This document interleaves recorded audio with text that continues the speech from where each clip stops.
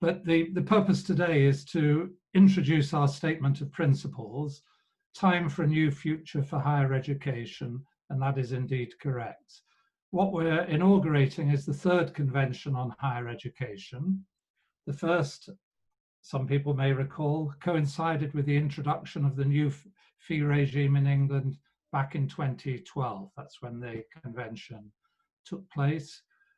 The second convention was around the Higher Education and Research Act of 2017, which put in place the architecture of market regulation. So the market is introduced, then the regulation arrangements followed. And our current one now coincides with market failure in the system and with concerns that a number of institutions will fail, as indeed was bravely vaunted when market competition was first promoted. The COVID-19 pandemic is the immediate cause of the present crisis, but it's significant that globally, the higher education systems that are in crisis move from to private funding, higher education growth, and it was right that it be funded privately.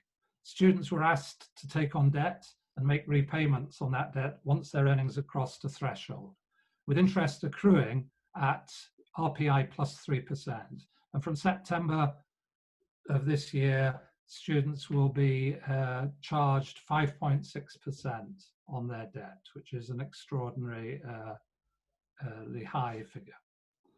Government policies to rescue the sector from its immediate crisis have mostly been set up in terms of paying forward future fee income as a loan to institutions in trouble. In effect, students will shoulder the burden while universities cut back on staff and drastically reduce the curriculum in preparation for physical distancing, which we're expecting in the new academic year, at the same time that the student experiences that universities marketed will also be severely curtailed. So it's not a great deal that is being offered to students. Cynics have said that we needn't worry, that with the worst recession in our history looming, students will have no alternative but to take up their places. But COVID-19 has also revealed the social injustices of which universities are now a part.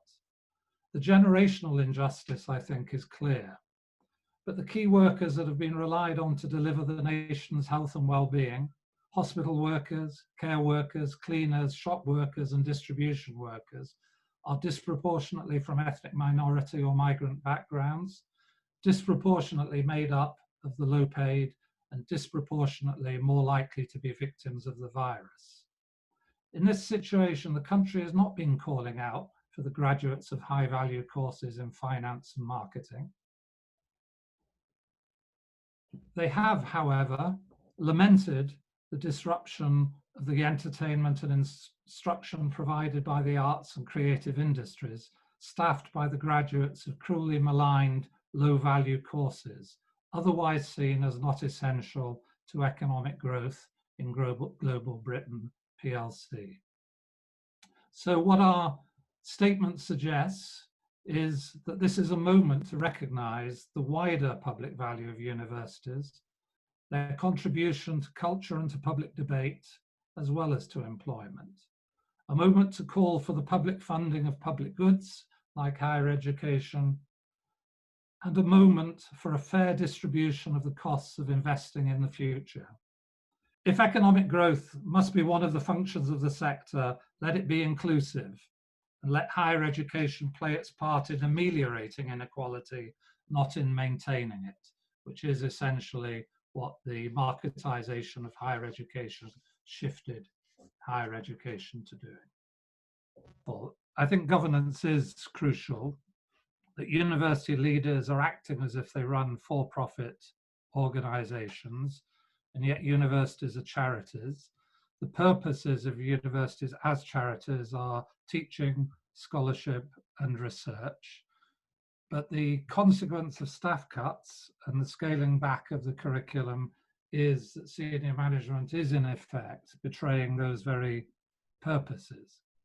And I think it's also important to recognise, Sean has been indicating it in the chat, those purposes are strongly supported by the public. We don't have to persuade the public are persuaded. And ironically, they are especially strongly supported by those members of the public without higher education qualifications. And in part, they support it because they're committed to better opportunities, better qualifications for young people. So what I think it's most important that we do in developing a vision for higher education is ensure that our vision for higher education matches the vision of the public who supports us.